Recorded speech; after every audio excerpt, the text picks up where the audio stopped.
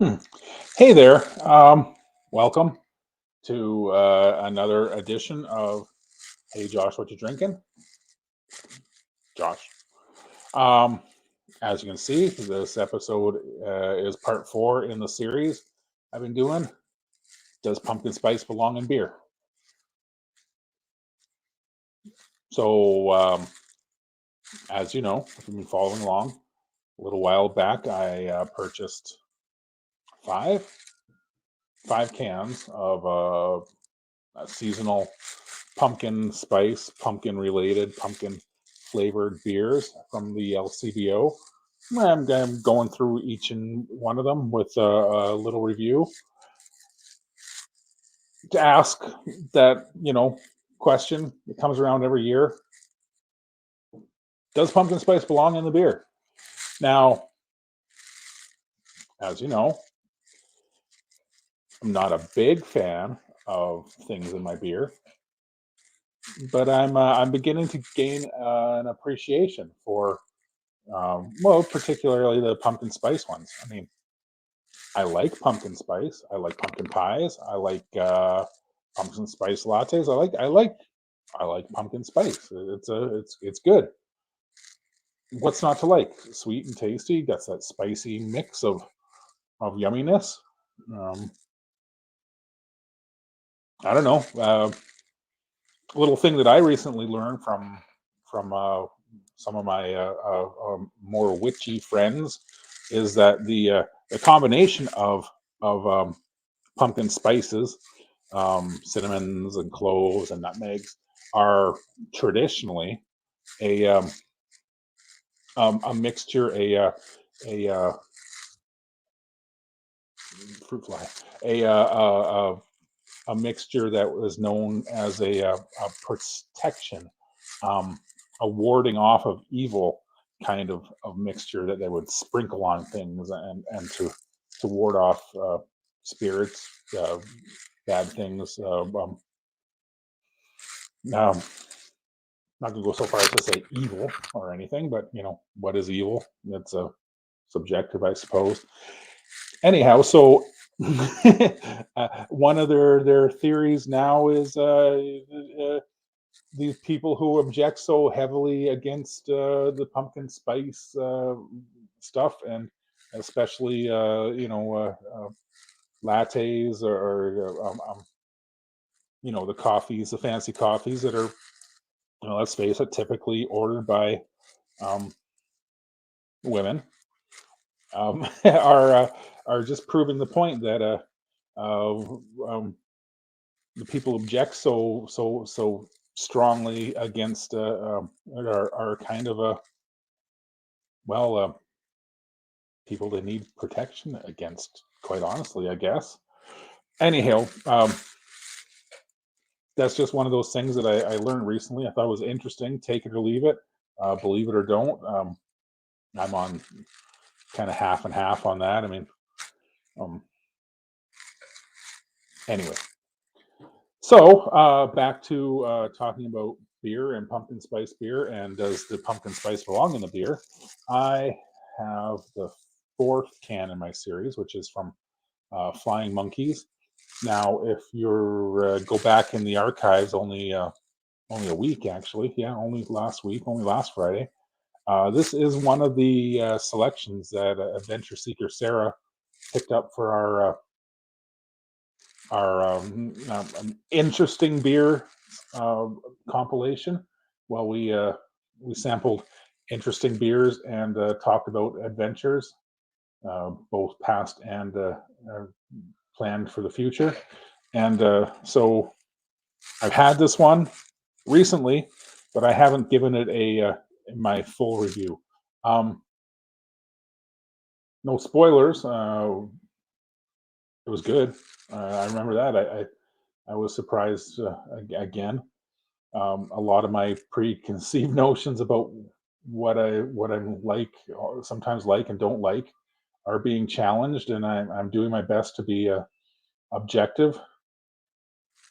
They're not all great, but so far, my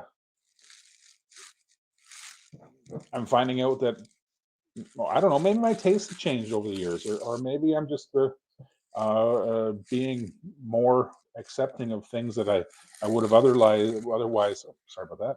Otherwise, poo pooed because oh, that's not cool, or no, that's lame. I was like, yeah. I mean, one of something that I've learned in my years. I'm 50 years old now, and a lot of my youth, a lot of my time was spent um, um, rejecting things that I had preconceived notions about. I guess the either uncool or the lame or the anyway. I guess what I'm saying is, as I get older, I'm actually becoming more accepting and less grumpy. Um, that said, though, I'm also my tolerance for bullshit has diminished a whole lot. Anyway, enough self psychology reflection. Back to the beer. Okay, so we've got the Theater of Madness. I love this can though. Look at that with the dancing skeletons and the pumpkin and more. Oh, what's this say? Now playing a fresh pumpkin lager brewed featuring pureed pumpkin, co-starring cinnamon, allspice, nutmeg, and staged with a creamy dollop of lactose, adding a depth of performance.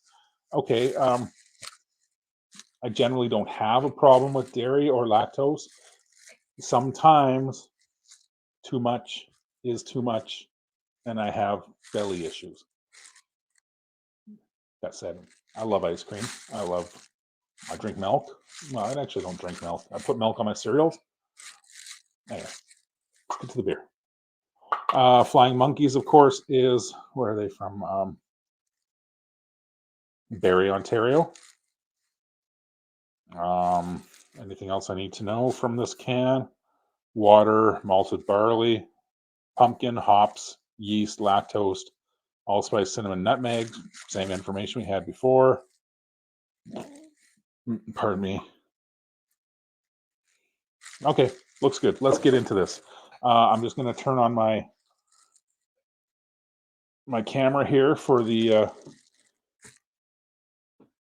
for the socials, and please, as usual, do the things down there for um, so that I get more recognition. Um, I'd really love it if people would like and subscribe to the YouTube, especially subscribe. Um, I don't know how it works. I'm having little problems here with my camera. There we go. Perfect. Um, more subscribers on YouTube, the better. Um, anyway, I'm going to open this now and I'm going to check it out. Okay, I'm going to photo, I'm going to video, I'm going to start rolling now. Okay, it is rolling. Okay, I'm going to, sorry, I'm just over here for the pour on TikTok. Pour that out into the cup. Oh, I should back up so you can see better too. There we go. Oh, that's nice. The color on that's a very nice color. Uh, Look at the hints of like ruby garnet right there. Very cool. Anywho, okay, I'll stop the camera over there for the. There we go.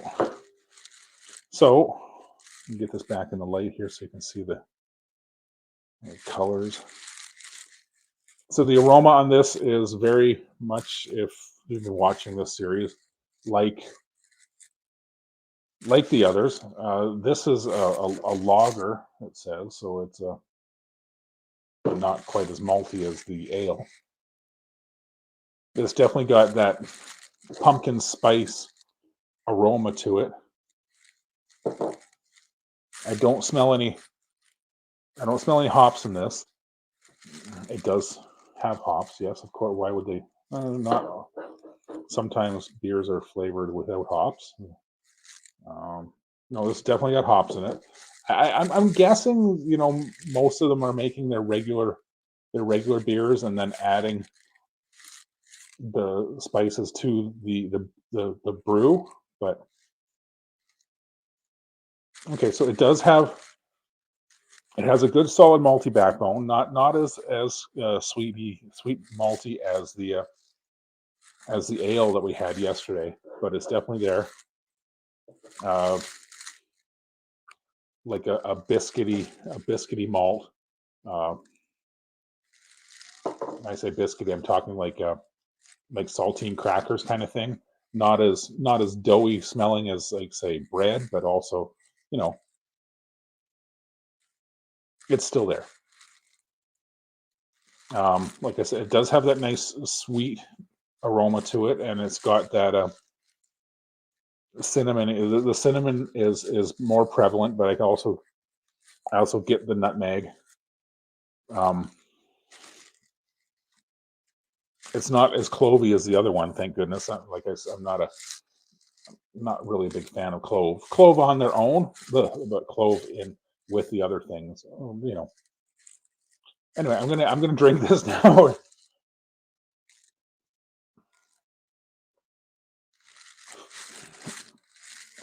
Okay, that's really nice. It's got a nice, thick, um, smooth, creamy, and sweet mouthfeel. Mostly, I'm gonna attribute that to the lactose in it, the milk sugar, but also to the pumpkin puree. I don't get any of that pumpkin squashy veggie kind of aroma or flavor from it. I'm going to guess there's very little actual pumpkin in it, but it helps that they can put pumpkin in the ingredients list. It's just when you're drinking a pumpkin spice, it's nice to see pumpkin in it. That said, the other one, the porter we had the other day, had no pumpkin in it, and it was delicious. So that's pretty darn good. All right, I like that a lot. Um, Nice seasonal kind of thing. I wouldn't, I probably wouldn't order it or buy it if I saw it any other time of year. But for a spooky pumpkin season, um, um, you know, pumpkin spice latte, pumpkin spice season, nice fall. This would be a very nice dessert. Um, Beer, maybe serve with pumpkin pie, or maybe serve with something else. Anyway, I'm going to say goodbye. Thank you for watching. Again, this is episode 4. There's at least one more episode coming, maybe more if I get my hands on some more pumpkin spice beers. But cheers. Thanks for watching. And again, please follow the socials, like, and subscribe on YouTube. Peace. Cheers.